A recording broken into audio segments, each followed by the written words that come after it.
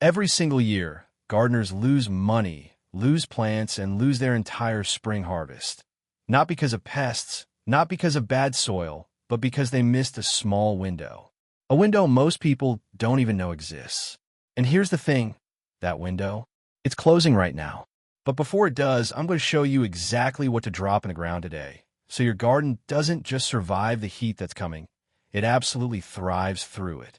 Stay with me till the end, because the last plant on this list is the one nobody talks about, and it might just be the most important thing you plant all year. Welcome back to Gentle Greens, the place where we grow smart, spend less, and never let a season pass us by without getting something beautiful out of the ground. If you're new here, I'm genuinely glad you found this channel. This is your sign to pull up a chair, grab your gloves, and let's get into it together. And to everyone coming back, you already know how we do things here. No fluff, no filler, just real garden talk that actually saves you time and money. Real quick before we dive in, if this channel has ever helped you grow something you're proud of, hit that subscribe button right now. It's free, it keeps you plugged in every single week. And with what's coming up in this video, you'll want to be here for the next one too.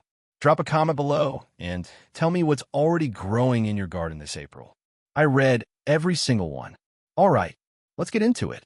Plant 1, yarrow, the plant that basically runs itself. The first one on the list is yarrow, and if you've never grown it before, I want you to pay close attention here because this plant is going to change how you think about low-maintenance gardening. Yarrow is a perennial that comes back every single year without you doing much of anything. You plant it once, and it just keeps showing up. It spreads slowly, fills in bare patches, and produces these beautiful flat clusters of flowers that pollinators absolutely go crazy over. Now here's the part that makes it perfect for right now. Yarrow actually prefers to be planted in cool soil. When you put it in the ground in April, the roots have time to settle in and stretch out before the heat arrives. By the time summer is in full swing, yarrow is already comfortable. It's not stressed, it's not struggling, it's blooming. It handles poor soil better than almost anything else in this list. If you got a dry corner of your garden that nothing seems to want to grow in, that's exactly where yarrow belongs. And it costs almost nothing to get started. You could divide a single plant into 4 or 5 new ones within a couple of seasons.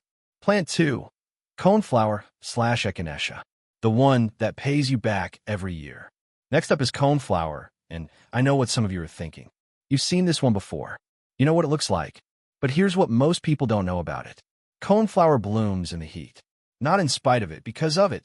Most flowers start winding down when temperatures climb. Coneflower waits for it.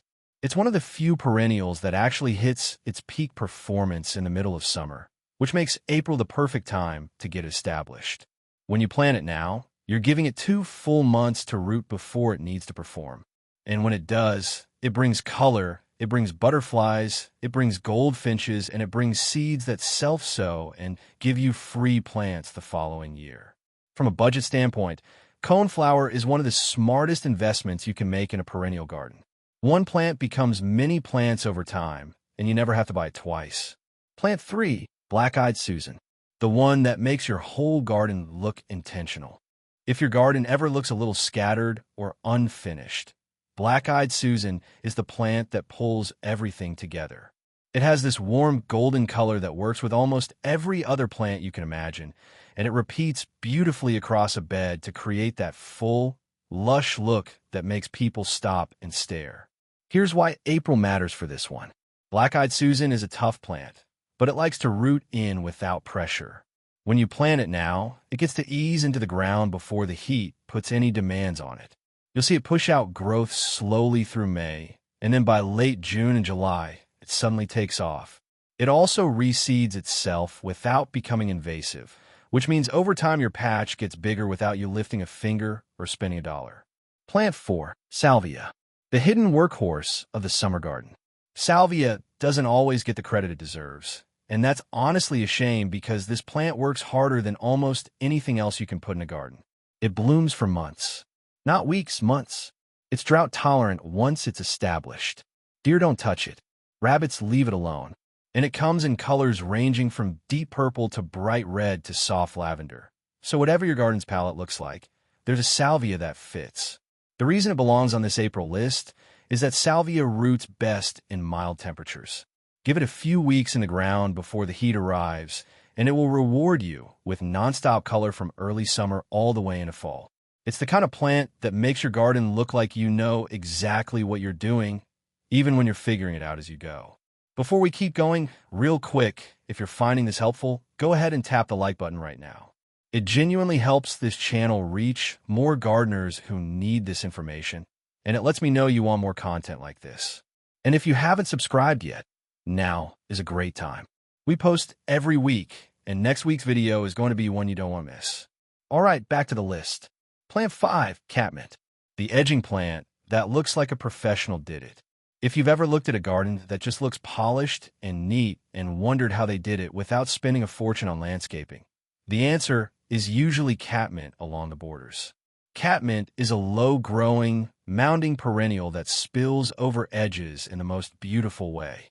It produces soft lavender blue flowers in early summer, goes quiet for a bit in the heat, and then rebounds in fall for a second round of blooms. You trim it once after the first bloom, and it comes back fresh and full. It's also one of the most forgiving plants on this list. Dry soil, rocky soil, neglect, catmint handles it all. Plant it in April while the ground is workable and cool, and by the time you're sitting outside enjoying your summer evenings, it'll be the thing framing your garden and making everything else look better. Plant 6, Russian sage. The airy, dreamy plant that survives when everything else quits. Russian sage looks like it belongs in a fancy garden, but here's the truth. It's one of the toughest, most undemanding plants you'll ever grow. It grows tall and airy with silvery stems and tiny lavender flowers that create this soft haze of color in the back of a border. It blooms for weeks in the heat of summer and doesn't need watering once it's established. It doesn't need rich soil. It doesn't need much of anything except sunlight and space. April is the ideal time to plant it because it takes a little longer than some perennials to look established. In the first few weeks, it might sit quietly and seem like nothing is happening underground, but it is. By June, you'll start to see the growth, and by July, it'll be one of the most striking plants in your garden. This one is a sleeper hit. Most people walk past it at the nursery and don't give it a second look. Plant it once, and you'll be recommending it to everyone you know. Plant 7, daylily. The oldest trick in the book that still works. Daylilies have been around in home gardens for generations, and there's a reason for that. They work every single time. Each flower only lasts one day, hence the name, but the plant produces so many blooms that you get weeks of continuous color without any extra effort. They spread steadily, meaning you can divide them every few years and fill in new areas of your garden completely free. They're also one of the most heat-tolerant perennials you can grow, which is exactly why planting them in April is the move. You want them in the ground now, so they settle before the temperatures climb. Once they're established, they stop caring about the heat. They just bloom straight through summer like it's nothing. If you have bare spots in your garden and a tight budget, daylilies are the most practical solution I know. Plant 8, agastache/hyssop. The one nobody talks about. That changes everything. This is the one I promised you at the beginning. The one that gets overlooked almost everywhere, but shouldn't. Agastache, also called hyssop, is a perennial that blooms in the heat of summer and barely needs a thing from you. It produces tall spikes of tubular flowers in shades of orange, pink, purple, and coral that hummingbirds treat like a buffet. And if you've ever tried to attract hummingbirds to your garden, you know how hard that actually is without the right plants. Here's what makes it unusual. Agastache actually thrives in poor, dry soil. Watering it too much is more of a risk than watering it too little. It hates wet feet and loves heat, which means once summer arrives, it's in its element while everything else is coping. It's also fragrant.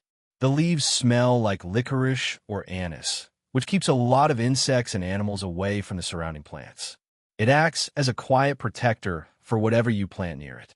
Plant it now in April. Give it a few weeks to root, and by midsummer you'll understand why I saved this one for last. It's the kind of plant that makes people stop in front of your garden and ask what it is. So there you have it. 8 perennials that need to be in the ground before the heat closes that window for good. Yarrow, coneflower, black-eyed Susan, salvia, catmint, Russian sage, daylily, and agastache. Each one of them was chosen because they establish fast in cool soil. They perform when temperatures rise, and they keep coming back for you year after year without draining your wallet. Now here's what I want you to do. Pick 2 from this list. Just 2. Not all 8, not 5, 2. Go to your local nursery this weekend, find them, bring them home, and get them to ground before the end of April. That small action is the difference between a garden that looks intentional and a garden that just happens. The window is still open. Just barely, but it's open. If this video gave you something useful today, please give it a like before you leave. It takes 1 second, and it genuinely helps this channel grow, so I can keep making content like this every week. If you're not subscribed yet, now is the time. Hit that button and ring the bell so you don't miss what's coming next week. And drop a comment below. Tell me which plant on this list surprised you the most, or tell me what you're already growing this April. I want to hear from you. Until next time, keep your hands in the soil and your garden growing. I'll see you in the next one.